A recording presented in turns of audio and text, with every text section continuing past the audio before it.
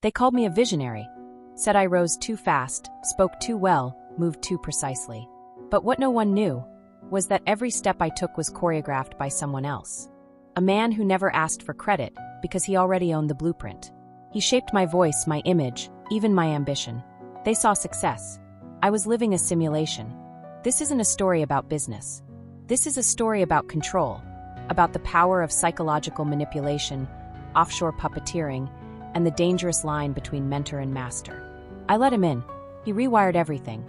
But now, I'm rewriting the ending. Oh, by the way, if you haven't already, we invite you to follow us on your favorite platform so you never miss a story.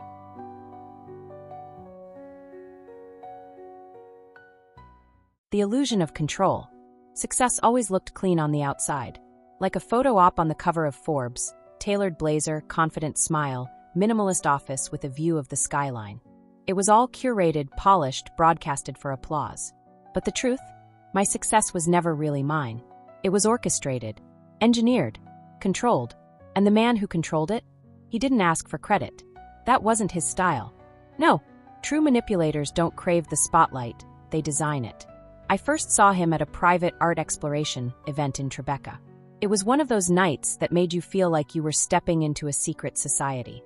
High ceilings, abstract light installations, and intellectuals sipping wine while dissecting color theory and behavioral economics. I was out of my element, but trying to network, trying to build the version of myself I thought I needed to be. Then he took the stage. He didn't introduce himself. He didn't need to. He walked up, dressed in slate gray from head to toe, and started talking like he was dropping sacred scripture. But the topic was ethical marketing and social manipulation. How to shape perceptions. How to sell ideas by triggering market emotions. How confusion, when weaponized correctly, could actually convert skeptics into loyalists. I stood there frozen. It was as if he reached into my spine and adjusted the way I processed the world. After the talk, he found me, not the other way around. "You don't belong here," he said with a smile. "But that's exactly why you're perfect." He introduced himself simply as Elias. No last name, no credentials. Just that knowing look in his eyes, like he already knew how my story would end. Within days, he had slid into my inbox with reading lists on cognitive psychology, persuasion methods, cognitive techniques, and obscure links to server room psychology experiments used in early Silicon Valley leadership tests. He told me I had raw talent, that my instinct for human emotions was potent but unrefined, that with the right shaping, I could become lethal. Not just successful, unstoppable. I was skeptical at first, but he dismantled my walls with precision. Every conversation felt like surgery. He'd ask the kind of questions that left you breathless, exposed. He mirrored my speech, tracked my eye movements, praised my flaws like they were assets he could monetize. He started small. Tips on posture, voice modulation, how to exploit body intelligence and use pauses in speech to evoke discomfort in competitors. Then he introduced dark psychology, just drops at a time. How true leadership wasn't about inspiration, but perceived inevitability. That the best way to control a room was to never let them realize they were being led. I was seduced, intellectually, emotionally. Not sexually, not yet. This was deeper, more invasive, a kind of mental intimacy I didn't know existed. It made everything else feel shallow. Under his guidance, I began rising fast. I crafted a story that investors loved, orphan-turned-CEO, vision-driven, no nonsense. Elias rewrote my press releases, rewired my bio, even refined my vocal tone for high-trust environments. Suddenly I was invited to conferences, panels, elite pitch tables. My company raised $40 million in 6 months. And that's when he said it. "I'll need access to your offshore accounts." I laughed. I thought he was joking. He wasn't. "You're getting attention," he said calmly. "And attention invites weakness. Parasites. I can handle the mitigation if you give me access." My gut twisted, but his logic was always perfect. Impeccable. Bulletproof. He told me about shadowed secrets in high-growth startups. How companies were devoured from the inside by their own legal teams. How founders were manipulated through lovers, lawsuits, and whisper campaigns. He laid out a whole world behind the world.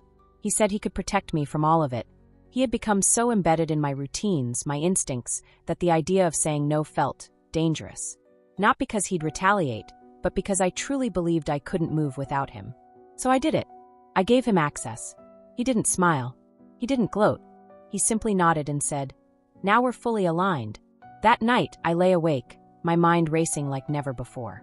I started replaying every moment since we met, every comment he made, every decision I thought I made. Were any of them mine? Or had I just been a proxy all along? I got up, went to my laptop, and opened my inbox. My assistant, someone I'd worked with for years, had sent me a message 2 hours earlier. I'm leaving. No notice. I can't watch this anymore. Check what he's hiding in your calendar. Password truth. Attached was a photo. Me and Elias, but not one I remembered taking. We were standing in front of a two-way mirror. My face was lit up in awe. His wasn't facing the camera, but on the glass beside us, in what looked like lipstick, someone had written, "You're not the only one he's building." I stared at it for what felt like hours. My hand was shaking. This wasn't mentorship. This was a controlled experiment, and I was one of the variables. Mind racing in a designer cage. I didn't sleep that night. I didn't even lie down. I sat in the dark, cross-legged on the floor of my penthouse, trying to convince myself that the picture didn't mean what I knew it meant, that the message wasn't real, that Elias wasn't orchestrating something far beyond what I could see. But every breath I took felt heavier. My mind kept returning to that phrase, "You're not the only one he's building." Suddenly, everything looked different. My office wasn't mine. It was a designer cage built to keep me satisfied while he calibrated my every move. The color palette, the lighting, even the art on my walls. All chosen by Elias through casual suggestions that I took as stylish recommendations. My team? Recruited with his subtle input. My daily calendar? Synced with his server. He didn't just teach me persuasion methods. He tested them on me. I opened my calendar using the password my assistant left. Truth. At first, nothing looked out of place. Meetings, keynotes, strategy syncs. But then I scrolled to the bottom, to the events marked as ghost entries. Invisible to everyone but him. There were blocked windows labeled with only numbers. IP addresses, maybe. And then one entry that chilled me to the core. Body intelligence session, 4 a.m., remote feed active. It was set for that night. I clicked on it. The attachment was a video, grainy surveillance footage from an old corporate training session, but there I was, sitting in a chair, electrodes attached to my scalp. Elias stood beside me, coaching me on how to feel emotions without displaying them, guiding my breathing, altering my posture. I had no memory of it. I don't remember ever consenting to it. And yet, I looked so willing, so eager. My smile was terrifying. That's when the nausea hit. He hadn't just manipulated me through language. He had reprogrammed me through literal body language conditioning, tied behavioral psychology to audio manipulation, syncing suggestions to sound frequencies. I was the walking result of engineering stories rewritten over time. I slammed my laptop shut and screamed, loud, primal, but swallowed by the acoustics of a penthouse too clean to echo. By sunrise, I made a decision. I was going to confront him. But Elias never reacted to pressure. That was part of his brilliance. He didn't hide behind power. He became invisible inside it. When I walked into our downtown co-working suite, the one that housed both our companies under one discrete umbrella, everything was normal. Too normal. My employees were laughing over lattes. Elias's team was sitting in glass rooms, pretending to analyze market dynamics.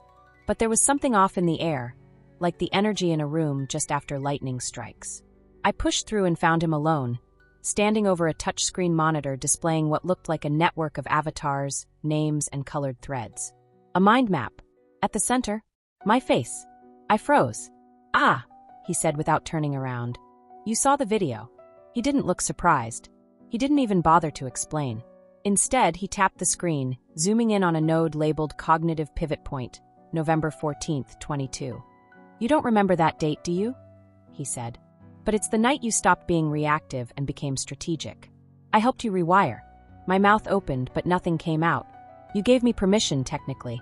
You don't remember it because I used NLP techniques to frame the session as a breakthrough," he continued. "You wanted more. You begged for precision. You were my best subject." He said it like I was an algorithm, a product. And maybe I was. "You crossed a line," I finally whispered. "This is abuse." Elias turned slowly to face me. "No. This is complex emotion refinement. This is evolution." I left. I don't remember walking out, or how I ended up in my car, or how long I sat staring at the skyline like it could answer the questions chewing holes in my mind. For the next few days, I spiraled. I questioned every move, every success, every memory. Was the speech I gave in Geneva mine? Or did he manipulate the pacing through my earpiece? Was the sudden stock spike a coincidence? Or the result of his manipulation of market psychology? I wanted to escape him. I needed to. So I ran. I bought a last-minute ticket to Iceland, a remote art retreat known for its isolation and vow of digital silence. No phones, no Wi-Fi, just snow, silence, and space to breathe. The cold bit into my skin like a necessary punishment. But he still found me. On the second day, a drone buzzed overhead. Small, silent, surgical. It dropped a package.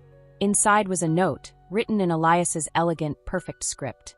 You can run from the lie, but not from the system that built you. You are what I made, and every attempt to reclaim yourself is still a shadow of my design. That night, I stared into the mirror and didn't recognize myself. This wasn't mentorship. This wasn't empowerment. This was possession. And it was time to decide. Would I keep dancing like his perfect puppet? Or finally become the con artist he never saw coming? Secrets in the server room. There's a kind of silence that doesn't soothe, it stings. Iceland had offered me that silence, the frozen kind that seeps into your marrow. But even there, even in exile, I couldn't escape him. Elias wasn't a man anymore. He was an infection, a code embedded deep inside my habits, my voice, my success. I left the retreat early. I had made my decision. I was done playing his perfect creation. I was going to burn the lab that built me. Back in New York, I used the digital trail my assistant had hinted at. Those ghost entries, the strange server logs, the encrypted timestamps. I reached out to one person. Run, a quiet cybersecurity expert Elias had once dismissed as too ethical to be useful. That made her the perfect ally. Ren agreed to meet, in a nondescript co-working loft in Brooklyn. No cameras. Burner phones only. I laid out everything. The shadowed secrets, the neurological conditioning, the manipulations hidden under the guise of ethical leadership. She listened without blinking. Then she slid a USB stick across the table. This opens what you're looking for, she said. But once you go in, you can't unknow it. The data led me to a location I should have guessed long ago. A hidden server room Elias maintained inside an old arts foundation building. It was disguised as a basement gallery storage vault, but what it housed was no gallery. It was a temple, a shrine to control. There were walls of humming drives, and every screen flickered with data profiles, faces, voice spectrums, reaction analytics. But at the center of the room was something more terrifying than anything I'd imagined. A live model of my brain. No, not literally, but emotionally. A dashboard built from years of tracked behavior, voice inflections, biometric data, emotional responses logged by facial movement AI. A profile titled simply, Subject, Siren 9 status, active. True body intelligence patterning complete. Mind sync level, 94%. Emotional override, enabled. I stepped back, trembling. He had used me not just to manipulate others, but as a prototype, a beta version of a psychological OS. He was engineering human dynamics, creating a blueprint of behavioral psychology that could be applied, sold, scaled. The tools labeled on the screen chilled me further. Cognitive skill index, emotion mitigation techniques, dark psychology layer toggle, audio manipulation sync testing, market emotion surge predictive model. And then, the names. Dozens of them. Other women. Other men. Some I recognized, influencers, CEOs, actors. All connected to nodes on a sprawling map. Some marked complete. Others failed. Then my name flashing. Active threat, elevated. He knew. I heard a noise. A soft buzz. A feed activating. And then his voice, smooth, calm, terrifying. I knew you'd come here eventually. Curiosity is your weakness. Just like ambition. I designed you to question, but not to disobey. I froze. You're not the enemy, you know. You're the future. You're the PS1 of persuasion engineering. Outdated now, but revolutionary once. And still, so beautifully mine. My hands shook as I yanked the cables from the wall, sparks flying, the room groaning under the weight of disconnection. I didn't stop until every screen went black. But it didn't matter, because before the final shutdown, one last notification appeared. Backup complete. Transfer to Cloud Node C, success. Even now, he was 10 steps ahead. I staggered out into the street like a ghost, the city too bright, too loud, too alive. My ears rang with his voice, but worse, my mind echoed with his patterns. I started to wonder, had he really vanished from my life? Or had I just become so synced with him that I'd lost the ability to tell? I needed leverage. something Elias couldn't anticipate, a tactic outside his playbook. So I did what he would never expect. I reached out to another woman I found on the list, a name I'd seen and dismissed before. But now she might be the key. A victim? Maybe. But like me, she might also be a survivor of society manipulation. And together, we might have the power to turn the game around. Sex, ski slopes, and shadowed truths. Elias always told me that skiing was a metaphor for power. That real control wasn't about standing still, but learning how to fall without breaking. Speed, balance, calculated surrender, he whispered once as we stood at the edge of an ice-blue slope in the Swiss Alps. That's what separates leaders from those who get buried under avalanches. It was our last official mentorship retreat, but it felt more like a test, or maybe a seduction cloaked in strategy. He chartered the entire lodge for just us. Said I needed isolation to rediscover myself. But what unfolded over those 3 days wasn't rejuvenation. It was ritual. Every meal, every word, every glance became loaded. He laced philosophical discussions with sexual tension and market metaphors. We'd eat at a long pine table, snow falling just beyond the window, and he'd ask things like, "What do you feel when I say false innocence?" Or, "How does market psychology differ from complex emotions in a sexual power dynamic?" At night, he made me drink something herbal. Just grounding, he said. But my mind would melt into slow, spiraling dream states where his voice looped phrases like, "You are made for command," and "Desire is just energy waiting for direction." The next morning, I'd wake up in bed alone, naked. Disoriented. I told myself nothing happened, but my body told a different story. The way I moved, the tension in my hips, the bruises, the restraint burns. Still, I stayed. Why? Because by then my body intelligence wasn't mine anymore. He had trained it, broken it down like a machine, calibrated it with dark psychology, and then reassembled it into something that responded more to his touch than my own thoughts. On the second day, he made me ski without poles. Just balance and breath. "Let the slope take you," he said. "Lean in. The moment you fight the hill, you lose." Halfway down, I fell hard, slicing my thigh on a jagged patch of ice. I screamed. He appeared out of nowhere, scooped me up, dragged me into the lodge. But instead of medical care, he whispered, "Pain opens doors talking never could. Now you're soft enough to be rewritten." That night, he laid me on a bed of furs, whispered a mix of ancient languages and NLP techniques, and made love to me like I was an equation, not a woman. I remember looking up and seeing a mirror on the ceiling. I didn't recognize the woman staring back. He was studying me in that moment, calculating my emotional response, watching for shifts. He called it data-driven intimacy. I called it spiritual annihilation. By the final day, I was done pretending this was mentorship. I was his experiment, a living manual on social manipulation, sex as psychological leverage, and human emotion engineering. I decided I would escape the moment we landed back in New York. But he had one last move. As the jet touched down, he handed me a document, a contract cloaked in meaningless legal jargon. Buried on page 14 was a clause.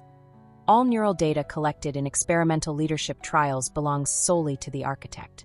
He had labeled himself the architect. And my body, my voice, my career, everything was his property in the eyes of that contract. I was shaking with rage. I ripped the document in half. He didn't flinch. He leaned in close, his voice ice and velvet all at once. "You don't need to sign it. You already did. Every time you said yes to me. Every time you followed my scripts. Every time you let me inside your body. You made me your architect." Then he kissed my forehead like I was something holy. That night, I found myself back in my penthouse, but it no longer felt like home. It felt like a controlled environment. A lab. I stared at the city lights and made a choice. No more running. No more hiding behind victimhood. I was going to become worse than him. Not out of vengeance, but strategy. If he made me a prototype, then I would become the upgrade. The next version. And I would burn his legacy from the inside out. But first, I needed help. I picked up the phone and called her, the woman from the node chart. And when she answered, her first words were, "I've been waiting for you. The art of revenge." Her name was Leora. On Elias's chart, she was listed as node L6 emotional drift, anomalous. That one word, anomalous, was why I called her. Because if someone had broken the pattern, even briefly, I needed to know how. We met in a parking garage at midnight. No names, no greetings, just eye contact and a shared storm in our silence. She passed me a drive. No casing, no label. "This has the blueprint. Every subject, Every test. Every manipulation model he's deployed. He thinks I don't exist anymore. Let's keep it that way. Her voice didn't tremble. Mine did when I said, "Why help me?" Because I was his favorite, until you replaced me. The air froze. Revenge isn't always loud. Sometimes it's strategic. Surgical. What came next wasn't a meltdown, it was a rebuild. A calculated uprising from the inside out. I took everything Elias taught me, all the persuasion methods, the behavioral psychology, the group behavior tactics, even the exam techniques he used to implant commands, and I weaponized them. I started reappearing on panels, speaking engagements, my voice refined with cognitive skills laced in. People noticed. But this time, I wasn't speaking his language. I was speaking mine. And behind the scenes, I was destroying his systems one by one. It began with the offshore accounts. I'd left them in his hands. That was my mistake. But thanks to Leora, I gained access again. I drained one. Not completely. Just enough to trigger an internal audit from one of his shell firms in Dubai. While his team scrambled, I released manipulated financial reports tied to ethical marketing violations across 3 continents. The dominoes started to fall. His clients, influencers, CEOs, politicians, began receiving anonymous tips, each carefully timed with market dynamics reports and cognitive technique breakdowns that showed just how deeply Elias had been puppeteering them. I hit his server room backups next. Using Wren's encryption kill codes, we shut down 3 nodes. Each time, I left a digital signature burned into the code. This is for the ones you broke. But the final strike wasn't data. It was image. I leaked a full presentation, one Elias once gave in a private gathering of tech elites. It was a masterclass in dark psychology. He called it the art of controlled collapse. The video showed him outlining how to build a public figure from scratch, seed social unrest through audio manipulation, and rewrite ethical standards with charm and silence. The media exploded. He went dark. No tweets. No press. No appearances. Just gone. I waited for the retaliation. I stayed in hotels under false names. I moved my money through Celestial Insights-backed crypto networks. I encrypted my devices with true body intelligence neural locks. Tech so new, it hadn't even hit MIT's ethics review. I thought I'd won, until I received the package. No return label, just a small white box. Inside, a photo of me, standing in front of an elevator taken that morning. And a note, "You're getting sloppy. Emotion breeds exposure. Let's not forget who trained you in market emotions." I dropped the photo and scanned the walls like they were closing in. He wasn't dead. He wasn't done. But neither was I. I launched a new operation, public-facing, global, untouchable. I called it The Skillful Art of Manipulation. A podcast. A platform. A weapon. I filled it with episodes on ethical leadership, positive influence, cognitive psychology, and dark forces disguised as mentors. People thought it was self-help. But it was really a map of Elias's methods exposed in full light, turned against him. And if he wanted to take me down for that, he'd have to destroy the very image he built. I had become both mirror and fire. But there was one thing still missing. A final reckoning. Because even now, with his empire crumbling, I could feel him breathing through the cracks. And I knew exactly where he would be next. Not in a city, not in a bunker, but in the one place no one would think to look. My past. Shadows of justice. I always thought justice came with headlines, mugshots, trials, confessions. But real justice? It's quieter, slower. Sometimes it never comes from the outside at all. Sometimes you have to give it to yourself. After everything, the server room, the sex rituals, the offshore empire I dismantled, I still couldn't sleep. Not because I feared Elias was out there, but because I feared he was still inside me. I kept hearing his voice. You were never real until I shaped you. Even now, I wasn't sure where he ended and I began. So I went back. Not to the Alps. Not to the boardrooms. But to the place he'd never think to look. Where I buried who I was long before I ever met him. Home. A rusting childhood house on the outskirts of Queens, boarded windows, a cracked sidewalk stained by time. I hadn't been there in 15 years. It felt foreign. Or maybe I did.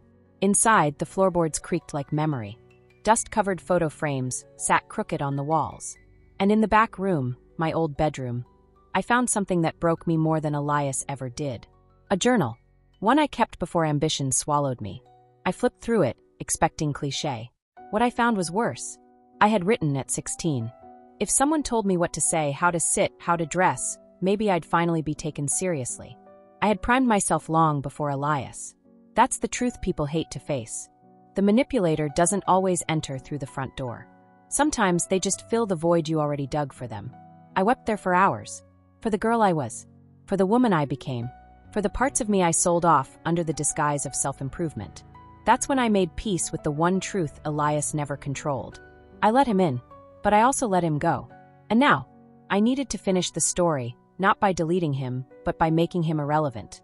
I returned to the city one last time, not as his puppet, not as his product, but as the one thing he never mastered. A voice he couldn't rewrite. I walked into a podcast studio. The final episode of The Skillful Art of Manipulation queued up. This time there was no mask. No filter. No script. Just me. Raw. Honest. Dangerous in the way only truth can be. I leaned into the mic. This is for anyone who ever believed their success meant safety. For anyone seduced by brilliance, blinded by mentorship, consumed by charm wrapped in psychological warfare. Let this be your line in the sand. And I told everything. Not like a survivor, but like a weapon of awareness. I exposed the engineering stories he buried behind performance metrics, the cognitive techniques he tied to trust, the tools and tactics he disguised as love. I explained how he used social dynamics, exam techniques, and even celestial insights to pull strings no one else saw. Then I ended the episode with one final message. You don't beat the system by pretending you were never part of it. You beat it by knowing every tactic it used, and refusing to pass them on. The podcast went viral. Thousands of emails poured in. Stories. Survivors. Ex-operatives. Whistleblowers. It didn't matter if Elias responded, because the world had already started to decode the pattern. He didn't need to be exposed. He needed to be understood and defanged. Months passed. I traveled. I wrote. I walked through cities without bodyguards, without fear. And then, one morning, I received a final message. No sender. No subject. Just a video clip. Elias. Alone in a warehouse. Speaking to the camera. His face looked older, tired, almost human. Congratulations. You broke my machine. But here's the real question. What will you build now without me guiding your hands? Then the screen went black. I smiled. For the first time in years, I didn't feel panic. I felt peace. Because now I knew. He was never the architect. I was. And I always had been.